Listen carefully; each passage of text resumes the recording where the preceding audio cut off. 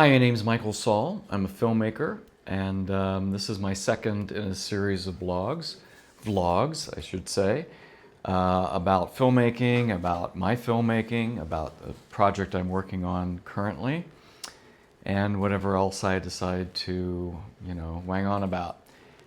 This is my studio. I'm in my studio right now.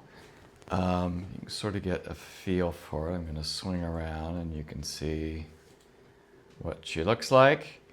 This is where I do most of my work for the immersive dome films that I direct and edit and animate, as well as my own my own projects. So that's what I want to talk about a little bit today. Update on Dance of Days. I have finished the outline screenplay. It's not really a screenplay. It is more of an outline about what happens in the film, the scene changes, the characters, the arc of the story, and all that sort of thing. And I may have shared before that I'm not really writing very much dialogue at all for this script. I really am depending more on the actors to bring sort of their own lifestyle, their own life, their own vernacular into the project, because I'm a man who's about to be 70, and I know better than to believe that I can write dialogue for 13-year-olds or 18-year-olds or 50-year-olds. And I really want it to be authentic. So, and there's also a lot of sort of dance speak that will be involved in this and that I don't know. So I'm really focused more on the story points and to be able to communicate to other people what the film is going to be about and what the story is going to be about. So that's the script. I hope in a few weeks to start actually casting the film, and then hopefully by the end of November, 1st of December, to actually start shooting the film. And that's sort of update on where I'm at with the project. I am talking about it more, and more people are coming on board and interested in working on the set, both behind the scenes and in front of the scenes, in front of the camera. So that's good. I wanted to talk a little bit about how I plan to make this film. I've talked before about my previous feature, The Surface, and that was shot with a Canon DSLR, an older DSLR that I purchased probably in 2010, something like that.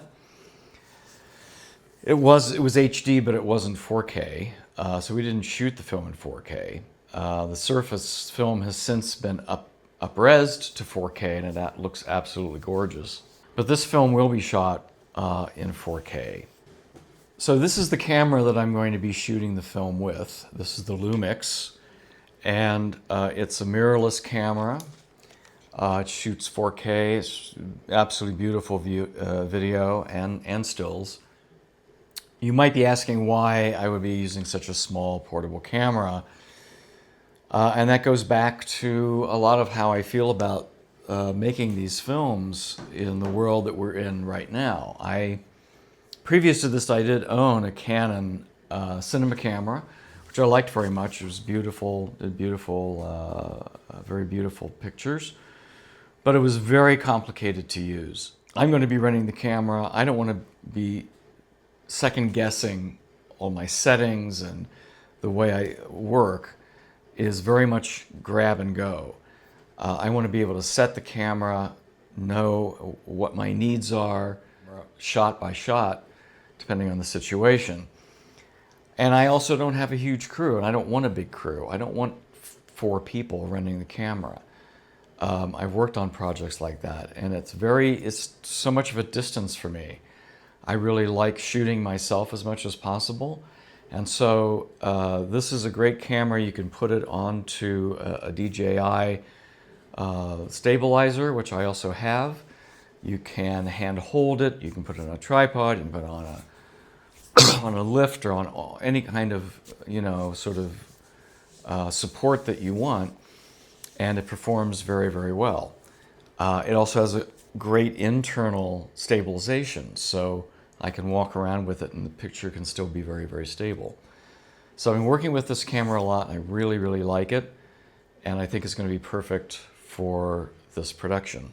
Otherwise, the gear that I use is going to be mostly over-the-counter gear that you can buy on Amazon or anyplace else. I have a lighting kit which does work on battery or on AC, and it's all LED.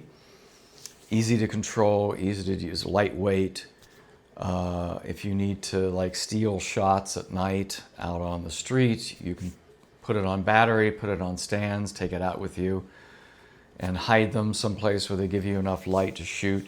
And which is how I like to shoot. I like to steal as many shots as I can out in the world, and that's the beauty of working like this, is the portability, fast, get in, get out, shoot your stuff.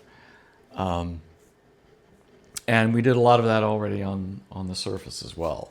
So now we have some pieces of equipment that are even more advanced than that, that give us more flexibility to shoot just about anywhere. This is the DJI Neo drone that we'll probably be using. This is super simple to use. It's very low impact. It's not very loud. You can take it to the beach and shoot shots with it and hardly anyone will know. It's autonomous in a lot of ways. It has a lot of presets that can be used, or it can be controlled from my phone. It's not the most sophisticated drone in the world, but the pictures that it gives, that it creates, are more than acceptable for what we're doing. I don't like to use a lot of drone work in my films. I think it's a little bit cheap now because everybody has drones. But I thought it would be, there are a number of shots in the film that I definitely want to use it. So for that, I think it's going to work very well. So those are the big updates on the film production right now. We're just getting started with crew and casting and that sort of thing. I'm hoping to have another update, in another week or so. And we're really excited about starting it.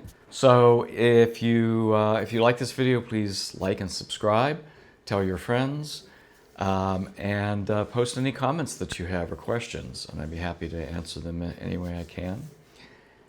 Thanks so much for listening, and we'll see you again soon.